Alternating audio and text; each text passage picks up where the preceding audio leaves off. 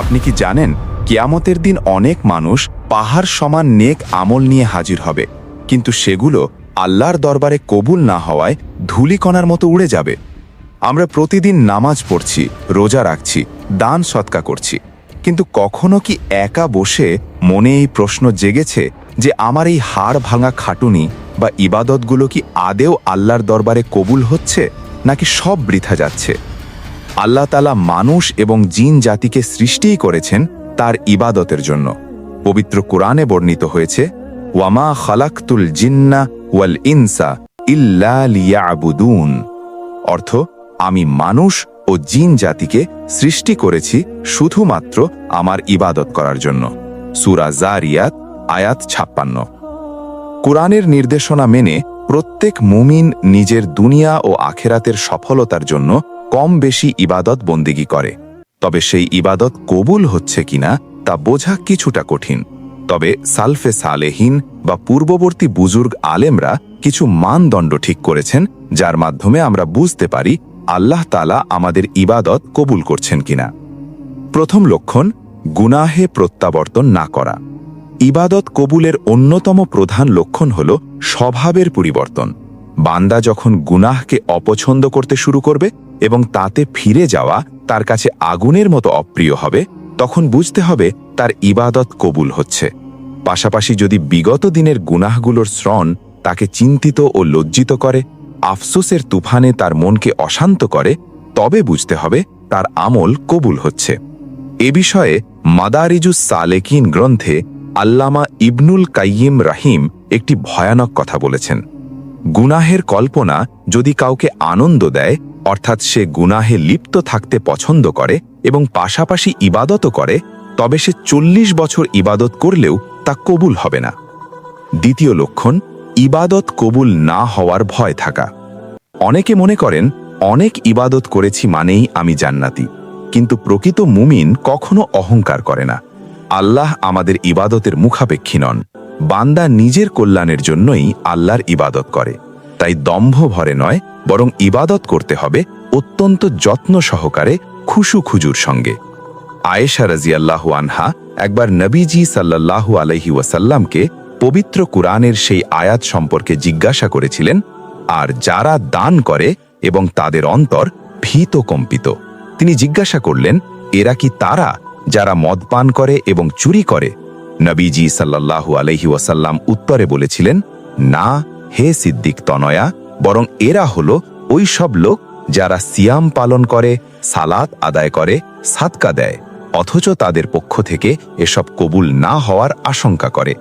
এরাই তারা যারা কল্যাণের দিকে দ্রুত ধাবমান। তিরমিজি।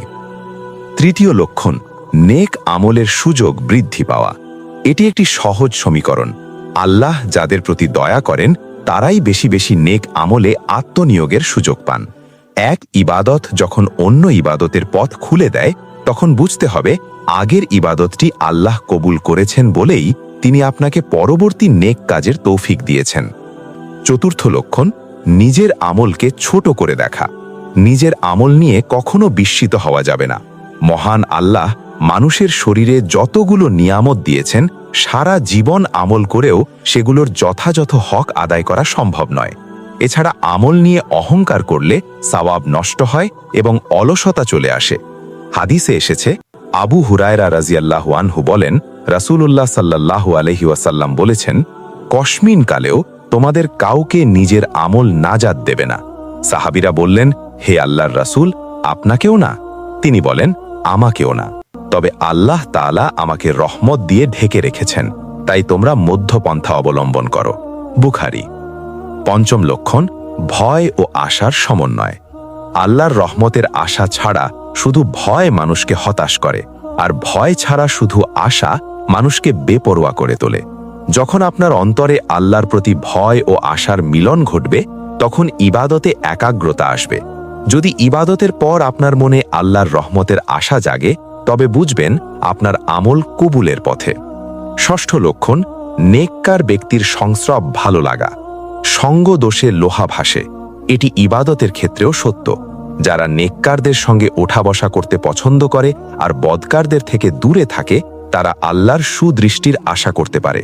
রাসূলুল্লাহ সাল্লাল্লাহু আলাইহি ওয়াসাল্লাম আবু যার রাদিয়াল্লাহু আনহুকে বলেছিলেন, ঈমানের সবচেয়ে মজবুত শাখা হল একমাত্র আল্লাহর সন্তুষ্টির উদ্দেশ্যে কাউকে ভালোবাসা এবং আল্লাহর সন্তুষ্টির জন্যই কাউকে ঘৃণা করা। শুআবুল ঈমান। সপ্তম লক্ষণ, আমলের ধারাবাহিকতা বজায় রাখা। সবশেষে যে বিষয়টি গুরুত্বপূর্ণ তা হল ইস্তেকামাত বা ধারাবাহিকতা। একদিন অনেক ইবাদত করে পরের 7 দিন খবর নেই, এমন আমল আল্লাহর কাছে প্রিয় নয়। মা আয়েশা রাদিয়াল্লাহু আনহা থেকে বর্ণিত, রাসূলুল্লাহ সাল্লাল্লাহু আলাইহি ওয়াসাল্লাম বলেছেন, আল্লাহর কাছে সবচেয়ে বেশি প্রিয় আমল হল যা নিয়মিত করা হয়, তা অল্পই হোক না কেন। বুখারী। এই লক্ষণগুলো যদি আমাদের জীবনে প্রতিফলিত হয়, তাহলে আমরা আশা করতে পারি যে আমাদের ইবাদতগুলো আল্লাহর দরবারে কবুল হচ্ছে। তবে মনে রাখবেন, আমরা কেউ ত্রুটিমুক্ত নই, তাই সব সময় আল্লাহর কাছে তওবা করতে হবে এবং কবুলিয়তের দোয়া করতে হবে। আল্লাহ আমাদের সবাইকে কবুলকৃত ইবাদত করার তৌফিক দান করুন। আমিন। ভিডিওটি ভালো লাগলে শেয়ার করুন এবং আপনার মূল্যবান মতামত কমেন্টে জানান। আমাদের সাথে থাকার জন্য ধন্যবাদ।